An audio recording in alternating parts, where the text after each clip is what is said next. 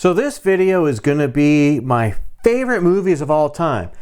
Now, I started to make a top 10 list, but if you've ever done something like this, it's really hard.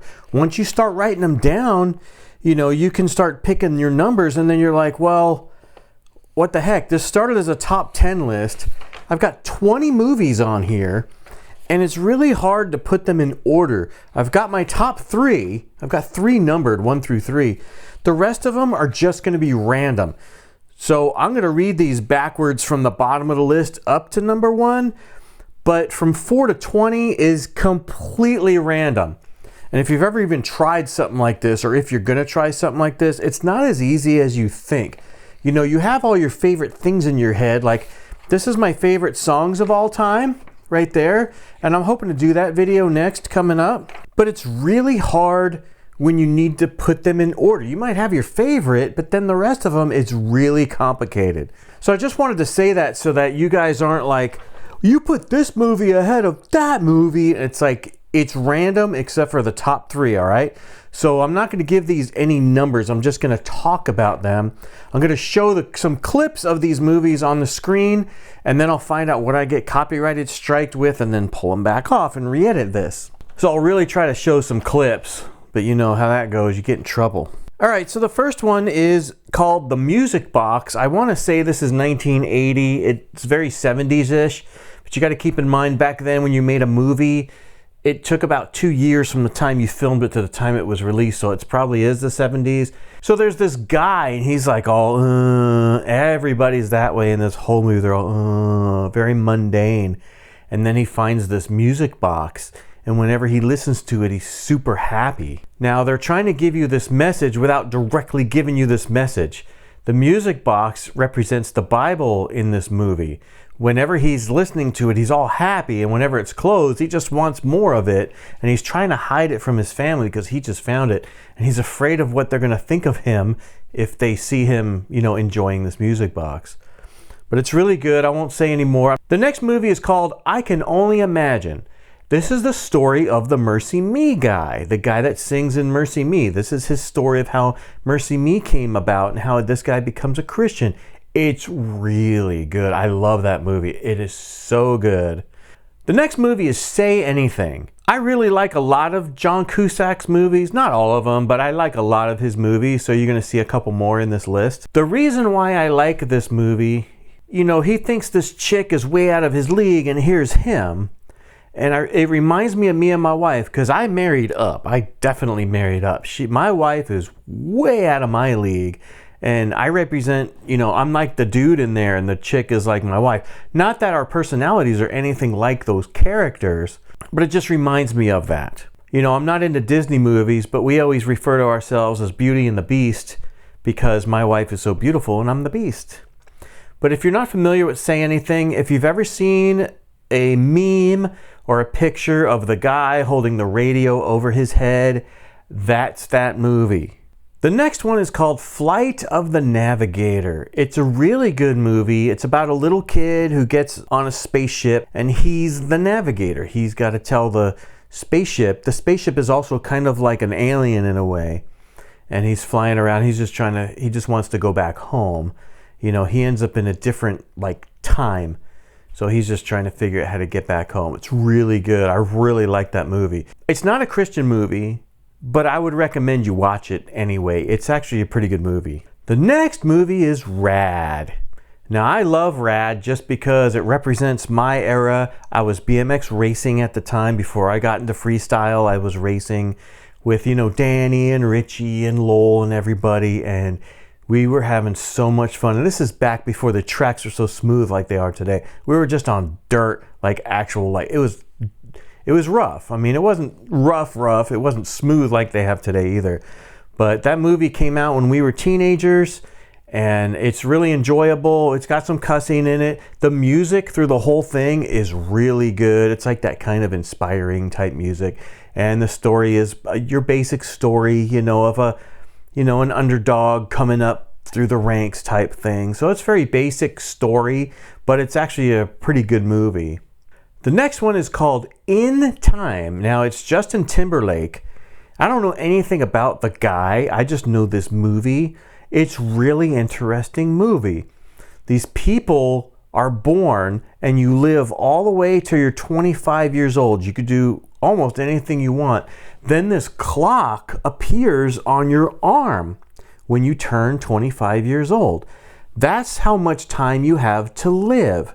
So some people have like 24 hours, some people have 10 minutes, some people have years. And when you go to work and you stick your arm in this thing and you get this time, that's how you get your time. Your time is like your money. So you buy things with your time. It's really interesting movie, you know, and it shows like the poor people and the rich people are trying to keep the poor people down so they can stay rich. I just like the concept of the movie. I think it's a really interesting movie.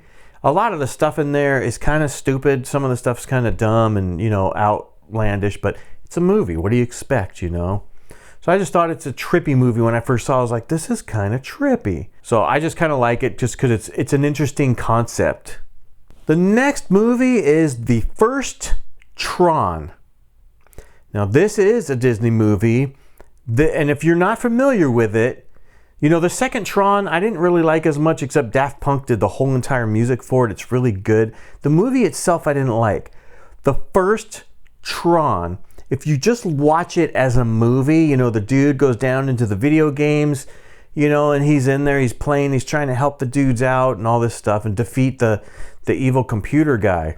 If you watch Tron from a Christian perspective, it's really, really interesting because the programs, those are the dudes inside the computer, they are written programs. They believe they were written by a user, like a human, like somebody higher than them created them, which is actually true. Humans write programs. When the dude that writes the programs accidentally goes down into the machine, he goes into the video games, into the computer, that's representation of Jesus coming down. He created those guys, and then he's coming down in there to save those guys. And the ones that are the programs that believe in a user, they are also called religious fanatics. I'm taking our friend here and some other religious fanatics to master control. Those of you who continue to profess a belief in the users will receive the standard, substandard training which will result in your eventual elimination. Those of you who renounce this superstitious and hysterical belief will be eligible to join the warrior elite of the MCP. I have a video I'm trying to work on of different movies and how, like Disney, like Soul, how that's like really bad. It's like, you know, astral projection. And then Pinocchio, does that represent he's always lying and the little dude's his conscience, you know, but he sacrifices his life for his friends. But I'm also going to talk about Tron and how it is that way, how you can look at it from that perspective. So I'm trying to work on those. Those are really complicated to work on right now. They're really long. They're very involved. Soul, I need a lot of help with. I really can't get that video together without some outside help, and I don't have that type of help. But I was going to talk about maybe Fox and the Hound, definitely Tron, Pinocchio, and a couple other movies. But if you watch Tron from that type of perspective, from a biblical Christian perspective, you'll have a whole different outlook on the movie. It's crazy. But they really do say that, you know, if in the movie they call them religious fanatics and they're trying to kill them off, you know, and get rid of them if they believe in a user. And it's a crazy movie. Better Off Dead. So, another John Cusack movie. Better Off Dead, I show some scenes in that in my Burbank video where I went to California last year. I went around to some of the spots and talked about Better Off Dead, showed where they filmed some of the scenes. I'll put a link to that video in the description so you can see that, where I was walking around and talking about certain things. I just like Better Off Dead because it cracks me up. It's just really funny.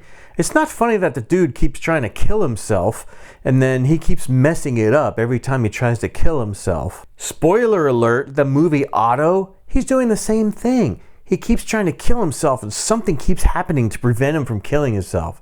which I find funny. I was like, hey, that's a ripoff of Better Off Dead. But Better Off Dead is just funny, you know. I'm sorry I blew up your mom, Ricky. You know, and then the racing scenes with the Chinese dudes that, you know, he says in the movie they learned how to speak English from watching Wide World of Sports with Howard Cosell, and that's why they talk that way. Just, there's so many funny things in that movie. It just cracks me up. And those movies are made when I was a teenager, so for some reason I relate to these movies. I'm not saying they're good Christian movies to watch. I'm just saying that I relate to them somehow. And if you go back and watch John Hughes type movies, John Hughes really captured my generation very well, very accurately. It's pretty crazy. We'll get to some of them movies in a little bit. The next one is Killer Klowns from Outer Space. If you've never heard of this movie, watch this movie. It is crazy. It's a crazy movie.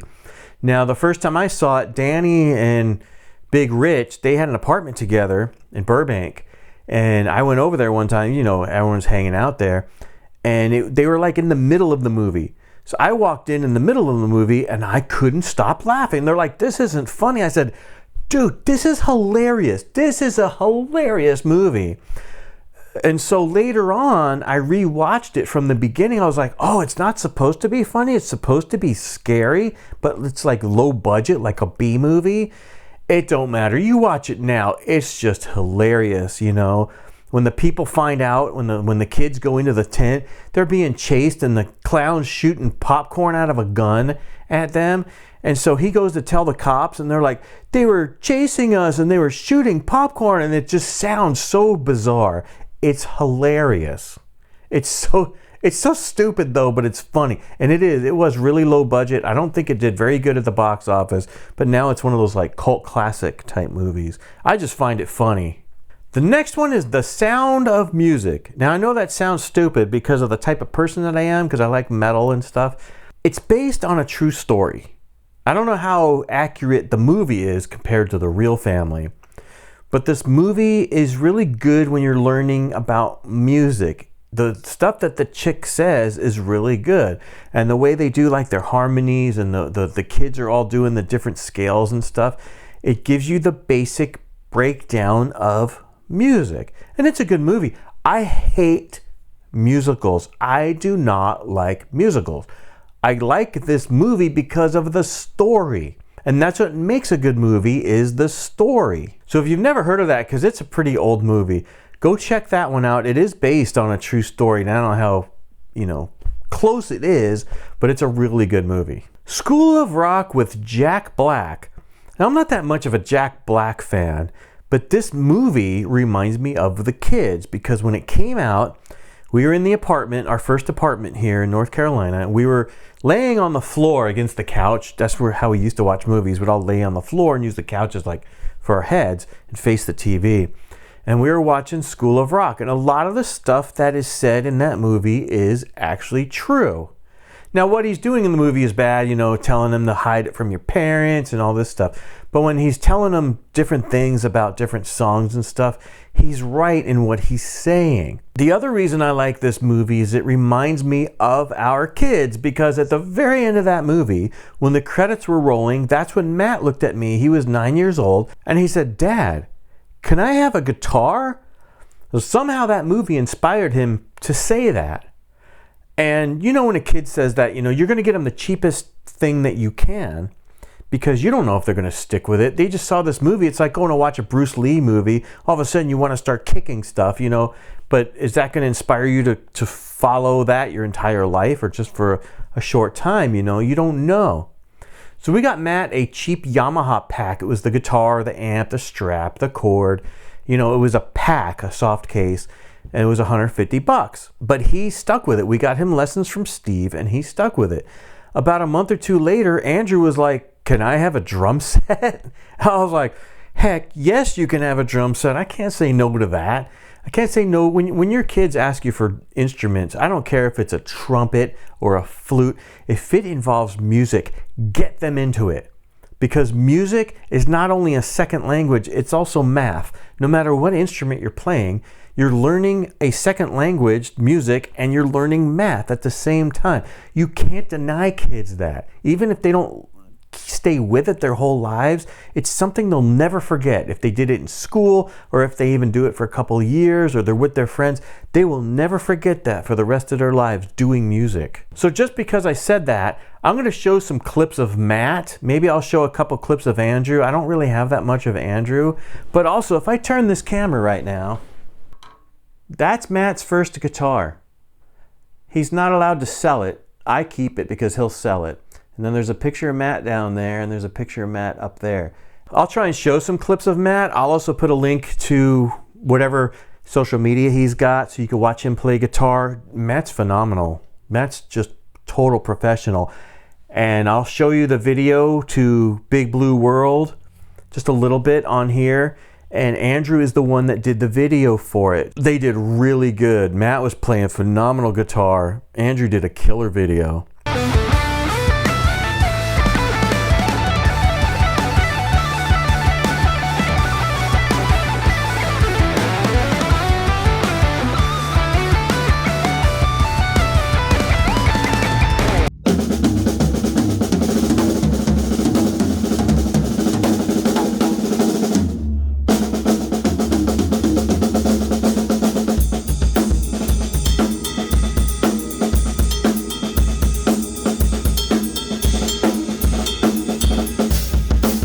All of that happened because of that movie, because of School of Rock.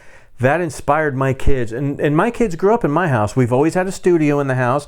We've always had some type of drums or electronic drums, something. We've always had music in the house since I was a teenager. And everywhere we went, we'd go to, Richie's house or Jamie's house. Everybody had a studio in their house. So my kids were always growing up around the music anyway. I wasn't going to force it on them. They just watched this movie and they were like, hey, can we start doing this stuff? Well, of course you can. I'm not going to say no. But that started a whole big, huge thing. This room I'm in used to be a big, gigantic studio. We had a 32-channel mixer right here, the drums, the PA. We had the big amps. It was crazy in this room for a while. Then we made it smaller and moved it into the other room. And then we switched things around to how things are now. Now that's just a drum room. We got rid of all the big stuff because, the kids moved out. But all of that started off of that one movie. The next one is Pop Rocks. Now, it's not technically a movie. It was a made-for-TV movie. And I saw it after we moved to North Carolina because we used to have, TV and stuff. We don't have TV now. We had the DVR and all that other stuff. And the DVR picked up this movie called Pop Rocks.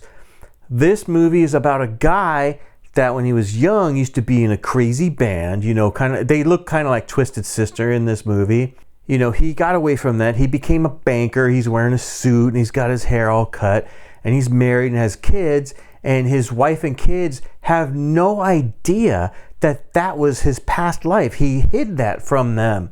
Well, later on in life, now that they're older, his buddies find him and they want to do something and get the band back together and do some stuff.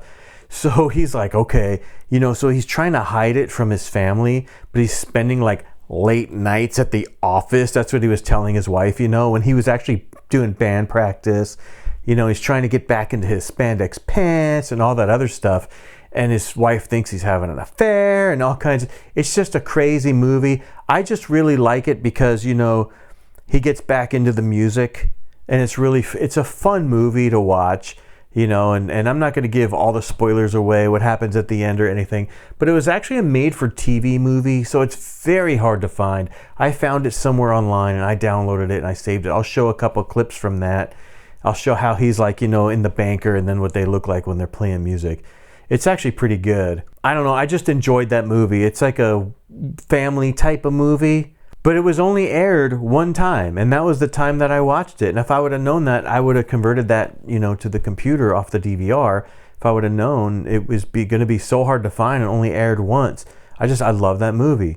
The dad in the movie, the guy that plays the music, it's Gary Cole. And if you're not familiar with Gary Cole, if you've ever seen the movie Office Space, he's the boss. He's Lumbergh, the guy that's like, yeah, that guy. That's Gary Cole.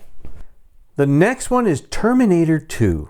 Most people are familiar with this movie. It's a very popular movie with Arnold Schwarzenegger. And I like this a lot. It's a good story. It's a great movie. I really enjoy this movie.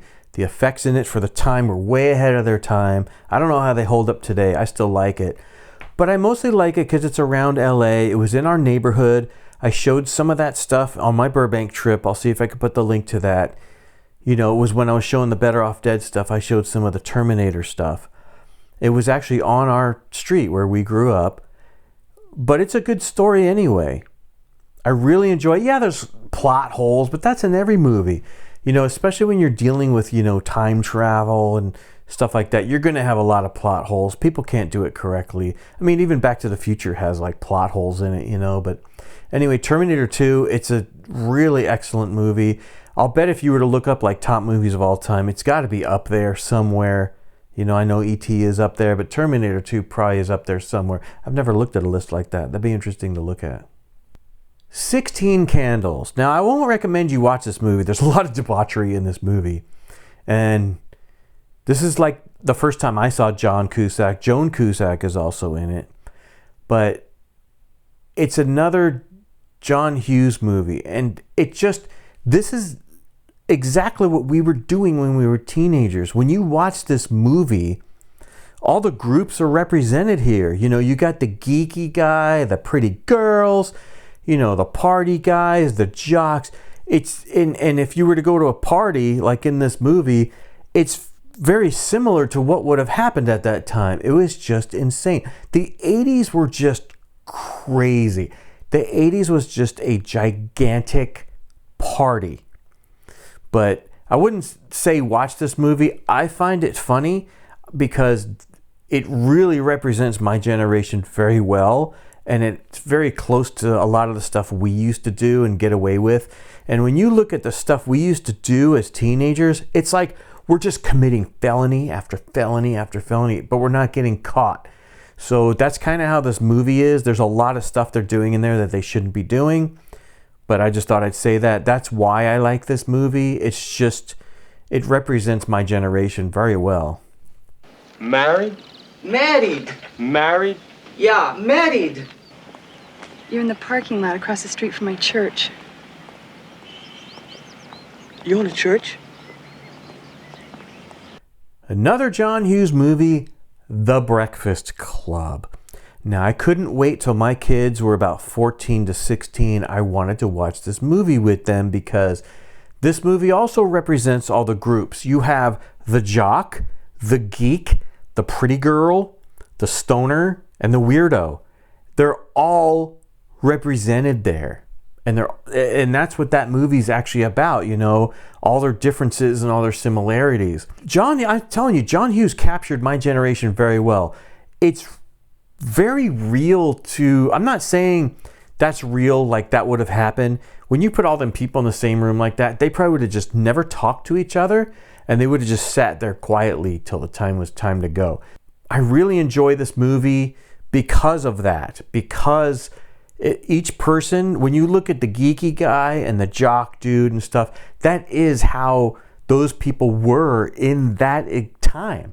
In that moment in time in the 80s, that's exactly how they were represented. When you look at the geek, that's exactly how geeks were back then. When you look at the stoner, it's exactly how they were, how they dressed and everything. They weren't how you think today. When you watch a movie today that's made today, but it's set in the 80s, they're completely incorrect. Nothing is accurate. The clothes aren't accurate. The hair isn't accurate. The cars aren't accurate. Nothing's accurate. These movies that are made during this time are very accurate, especially if it's a John Hughes movie. But anyway, that's why I like that movie.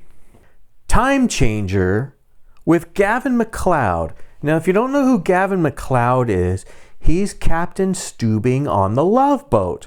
He became a Christian later in life and started making these Christian movies. He's got quite a few of them. But Time Changer, I really like. It's about these dudes in like a seminary coming up with like these theories, these biblical theories. And this dude writes this, I don't know what you call it. It's not a book, but he writes this thing. And it needs to be approved by all the guys, you know, to be accepted. They all approve it except for this one dude. And they were like, well, why? And he goes, well, come to my house and I'll show you. The guy has a time machine in his house. He's already been to the future. the guy that wrote the paper that the other dude disagreed with, the guy with the time machine sends him in the future to show him why he disagreed with his paper. And that dude comes to the future, and I was like, it's really good. It's really good because he goes to the future and he's walking around going, what the heck happened? What really happened? You know, and I just think it's really interesting. When he goes back in time to his regular time, he rewrites his paper. He's like, I was completely wrong. I was wrong in what I said. We're going to redo it. And I thought that was really interesting. And I'm going to give a spoiler away because this is a Christian movie.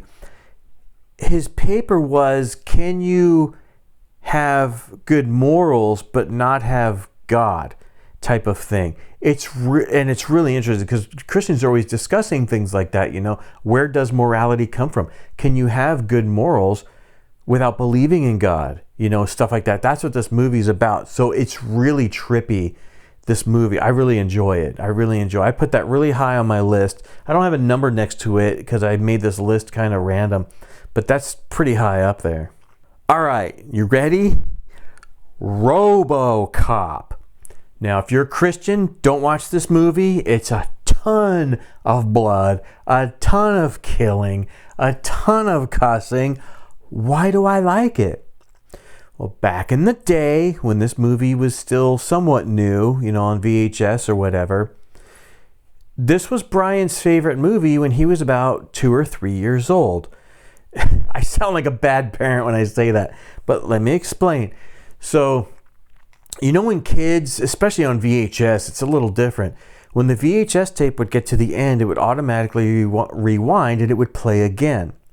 So Brian would pop that in there, the VHS, and he would watch that movie over and over and over. We have each seen Robocop hundreds of times, and I'm not exaggerating. I'm really not. If I say hundreds of times, I really mean that. We quote it constantly. We quote the second one a lot too. The second one's pretty good too. The third one is the one that's really out there. But the first and second one, they have really good stories. And I think that's why it holds up today. If you watch it today, a lot of people make fun of the effects because like the Ed 209, it's actually claymation, whereas now you could do like a computer. They did a lot of claymation scenes in that. But I don't care. It's the story. If you make a movie with a good story, I don't really care about effects and, you know, different things happening or whatever. It's the story that needs to be good. And I think that's why Robocop is so good. It's not a story about revenge. A lot of stories like Rambo and stuff like that, they're, oh, this guy killed my family. I gotta go kill him. You know, that's revenge. That's not what Robocop is. Robocop is about the dude gets a second chance at life. And he's solving his own murder. Murphy, it's you.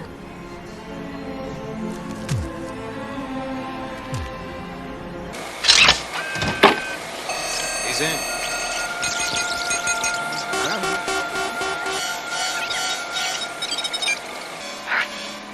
it's you. Murphy, it's you. Murphy, it's you. Murphy. It's you.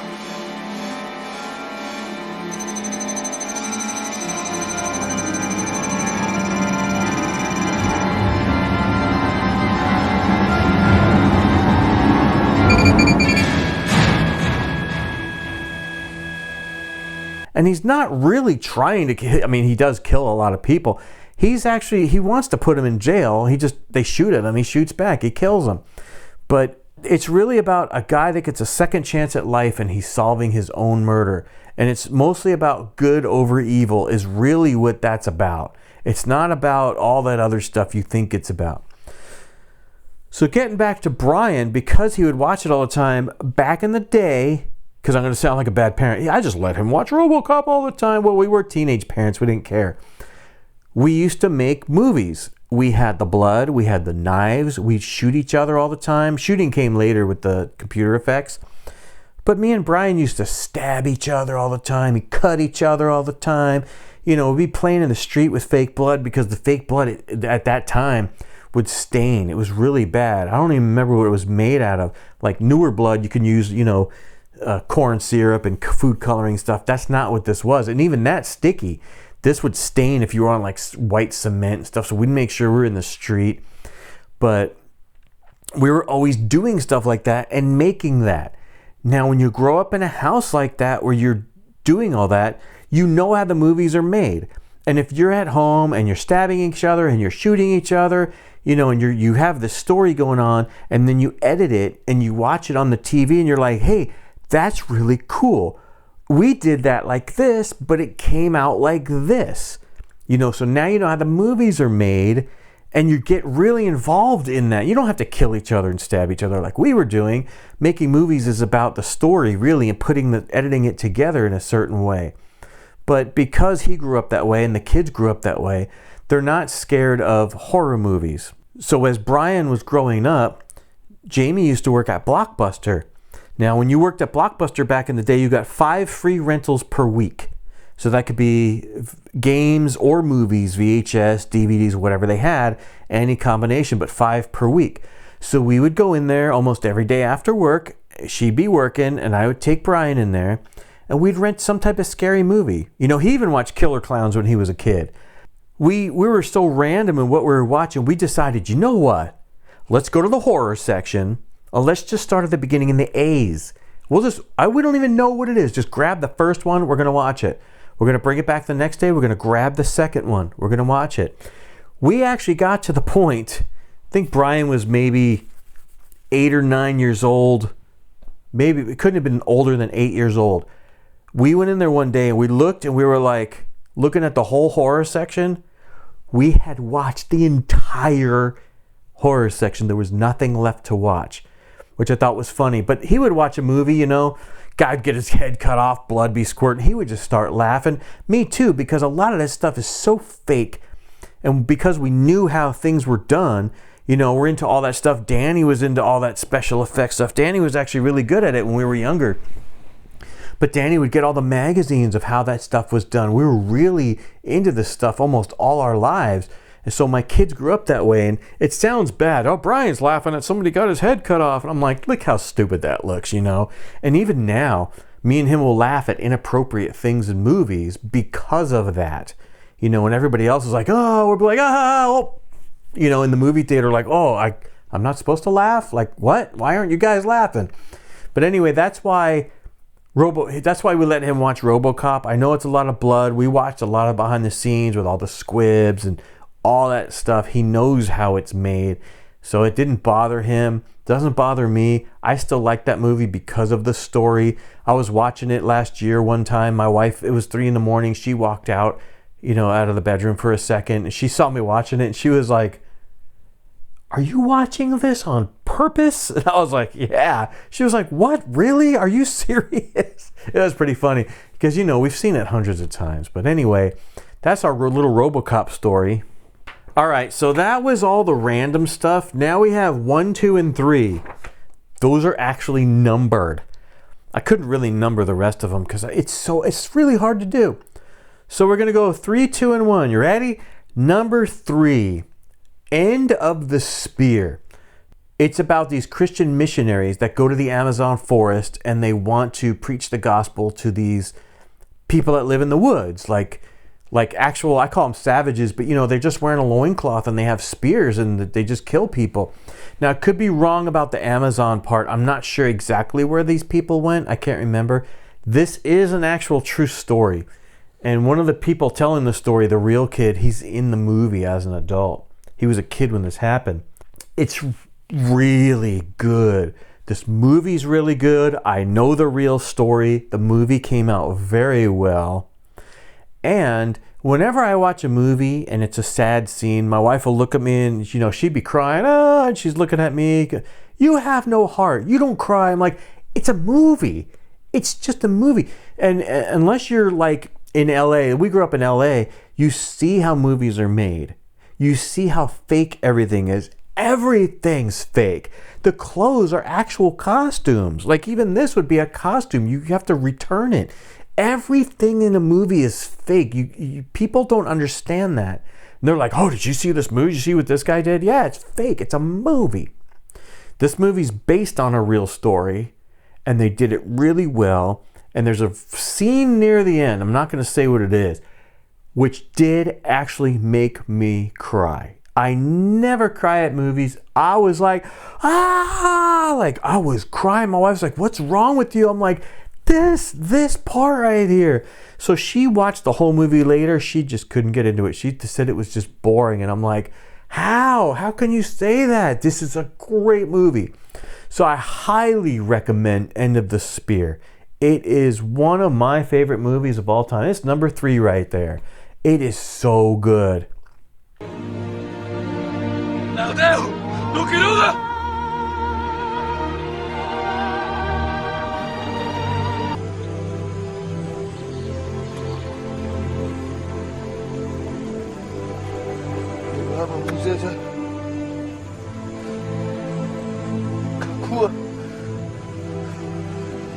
Was ist das? Trotzdem.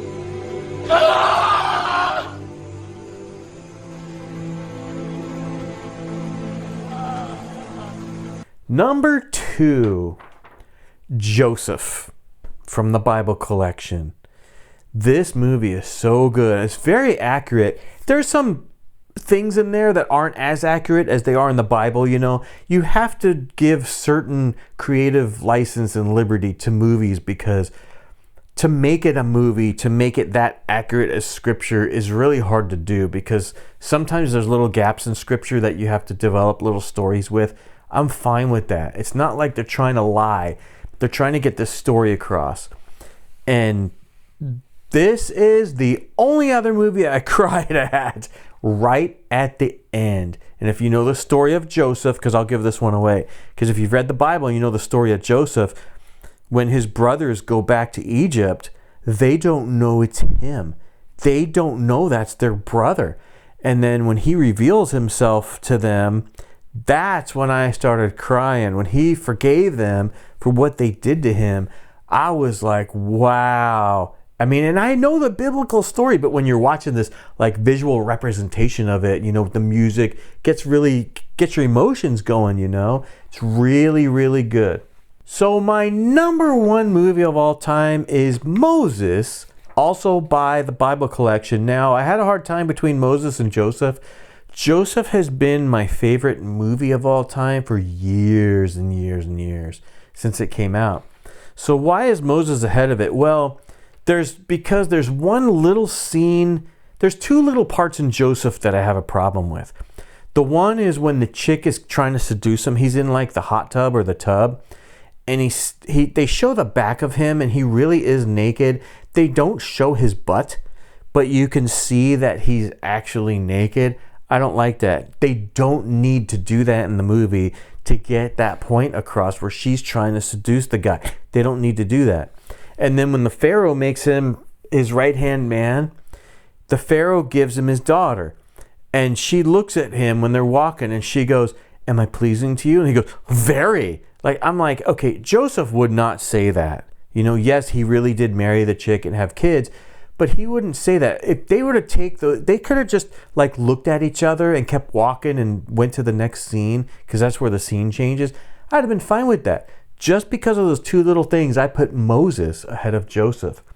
Now, Moses is also by the Bible collection. I highly recommend it. It is the story of the Exodus with Moses from the book Exodus. And if you're familiar with the movie The 10 Commandments, I would say don't watch that movie. That movie is a terrible, terrible movie. It's horrible. It's not even close to the Bible. And I don't mind having creative license in a movie to tell the story, but it's so far removed from what the Bible is. Moses is like this ladies' man, you know, muscular, you know, and the chick wants him. He goes in the movie, he conquers Ethiopia and he brings them back and they're bringing gifts. That's not how Moses was. He had a stutter. He could barely speak. He had a stutter. When he'd come speak, Aaron spoke for him. His brother Aaron would speak because Moses had such a bad stutter. He had a lot of problems. So if you really want to learn the story of the Exodus and Moses, watch the Moses movie. There's a couple little things I didn't like in it. He goes and he marries the girl. They don't show them having children. Moses had 2 children. when he goes from there and goes back to the Pharaoh to tell him to let the people go when God sends him back, his wife and kids actually go with him in the Bible. They don't go with him in the movie. It's just like he just kind of leaves and you never see them ever again. His sister gets leprosy. Now in the Bible, she got leprosy because he married an Ethiopian woman, or supposed Ethiopian woman, because it says she's a Cushite. So she was probably black or dark skinned, and his sister was kind of racist in a way, so she gets leprosy. Then in the movie, they don't do that because in the movie, they didn't go back with him to Egypt, his wife and kids. So he's with his sister in the movie. She gets leprosy because she was kind of complaining, you know, or is God just going to let us wander in the desert? All we do is eat, man. And she was just complaining, so she gets leprosy. But in the Bible, she really got the leprosy because she was kind of being racist against his wife. But that's my favorite movie of all time is Moses. It's really close to Joseph, but Joseph has those two scenes I really don't like that they could have taken out of there or done differently. So I'll put Moses ahead of it, but not by much. And those are my top favorite movies of all time, and I hope you enjoy the list, and I hope you go and check some of these out. I know you're probably going to be like, why isn't like Back to the Future on there? Why isn't Terminator 1 on there? Why isn't... There's going to be a lot of movies I left out. How long do you want this list to be? I can make it even longer and include lots of other movies. I've seen a lot of movies, but these are the ones I kind of tried to narrow down. And everyone's going to have their different favorites for different reasons. You know, it's kind of subjective in a way. But those are my reasons why I like these movies, and I hope you enjoyed this video.